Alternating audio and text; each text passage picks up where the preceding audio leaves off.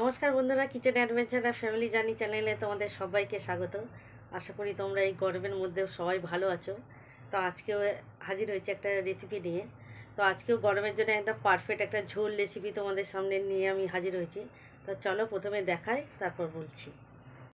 তো দেখো বন্ধুরা, এখানে আছে আলু, বেগুন আর এই যে কাঁচা লঙ্কা, আর এখানে আছে এই দেখো ট্যাংরা মাছ। তো এই ট্যাংরা মাছ এই আলু বেগুন দিয়েই ঝোল করব। আর দেখো ট্যাংরা মাছের সাইজটা দেখো, এই দেখো অনেক বড় বড়। তো এটা যদি শীতকাল হতো, এই দেখো, তো এটা যদি শীতকাল হতো তো কষিয়ে একদম তেল ঝাল হয়ে যেত। তা যেহেতু অত্যাধিক গরম পড়েছে, তাই আমি ট্যাংরা মাছ দিয়ে আলু বেগুন দিয়ে ঝোলই করব। তা চলো প্রথমে শুরু করা যাক। তো আমি আগে লবণ আর হলুদটা এর মধ্যে মাখিয়ে নেব। তো আমি কড়াইতে তেলটা গরম হতে বসিয়ে দিয়েছিলাম, আর তেলটা ভালো মতো গরম হয়ে গেছে। এখন আমি গ্যাসটা ফ্লেমটা বন্ধ করে দিচ্ছি, দিয়ে তো আমার মাছগুলো দেবো, নাহলে যদি ফাটে তো ব্যাস আমার ক্যামেরা ফেলে পালাবে। তো দেখো এখানে মাছগুলো আমার ভাজা হয়ে গেছে, এবার তুলে নেব। তো দেখো বন্ধু, আমার মাছগুলো আমার ভাজা হয়ে গেছে। আর এখন এই দেখো কালো জিরে একটু হাতে এরকম ঘষে নিয়ে এই কড়াতে ফোড়ন দিয়ে দেবো। আমি আজ ফোড়নে কালো জিরে আর এই যে কাঁচা লঙ্কা ফোড়ন দিচ্ছি। বন্ধুরা এবার আলুগুলোকে দিয়ে দিচ্ছি। তো আলুটা ওইদিকে হতে থাক, আমি একটা মশলার পেস্ট বানাবো। দিচ্ছি হলুদ গুঁড়ো, ধনে গুঁড়ো, মশলা একদম অল্পই দেব, জিরে গুঁড়ো, এই যে। আর যেহেতু আমি কাঁচা লঙ্কায় রান্না করছি, তাই একটু রঙটা ভালো করার জন্য এই যে একটু দিচ্ছি কাশ্মীরি গুঁড়ো লঙ্কা। এটা জল দিয়ে একটা পেস্ট বানিয়ে নেব। এবার আমি এই আলুর মধ্যে বেগুনগুলোকেও দিয়ে দিচ্ছি। আর এখানে দেখো এই যে পেস্টটা বানানো আছে, একটু বেগুনটা একটু নেড়ে নিয়ে তারপরে পেস্টটা দেব।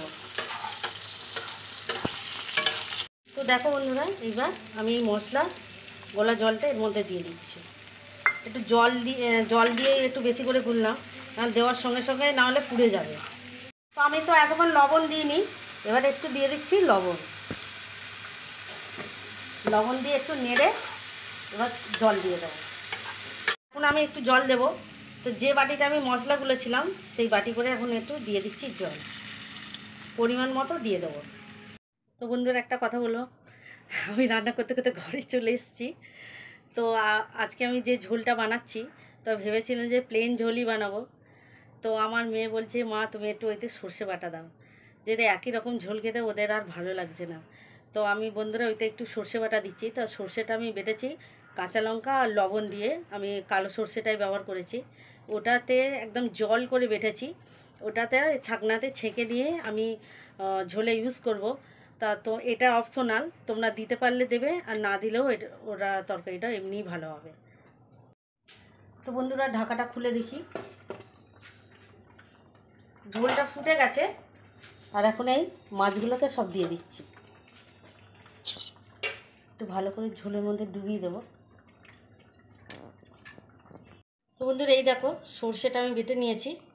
তো এই যে ছাঁকনি নিয়েছি, ছাঁকনার মধ্যে এখন ছেঁকে নেব, নাহলে এই সর্ষের এই খোলাগুলো পড়লে একদম ভালো লাগবে না। এই যে বন্ধুরা এই দেখো এত খোলা, এগুলো দিলে ভালো লাগতো না, মুখে পড়তো, ওই জন্য আমি ভালো ছেঁকে নিলাম। চলো একটু খুলে দেখি, মাছটা দিয়ে দিচ্ছিলাম। মাছটা দিয়ে ঝোলটা ভালো মতনই ফুটে গেছে।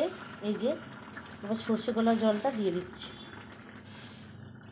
এটা অপশনাল, তোমরা দিতে পারো নাও দিতে পারো। বন্ধুরা ঝোলটা আমার একদম কমপ্লিট। আর এই দেখো একটু সর্ষের তেল নিচ্ছি, একটু দিয়ে দিচ্ছি। তো বন্ধুরা দেখো রান্না আমার একদম কমপ্লিট। আর এরকম গরমে হালকা পাতলা ঝোল খাও আর সুস্থ থাকো। আজকের মতো টাটা।